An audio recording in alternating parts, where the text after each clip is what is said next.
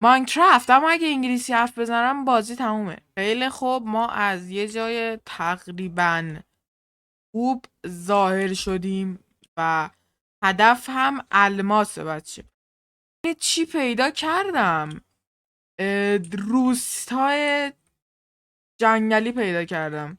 خب بچه طبق چیزی که همتون میدونید برای کندن الماس به آهن به کلنگ آهنی نیاز داریم و آهن که نداریم ولی غول آهنی داریم. بچه همتون میدونید که پیدا کردن الماس توی غارها خیلی طول میکشه. به نظر من بریم داخل زیر آب زودتر پیدا میکنیم. بچه ببینید چی پیدا کردم. ببینید چی پیدا کردم. خیلی خوب، اینم از این در و اینم از دایمه.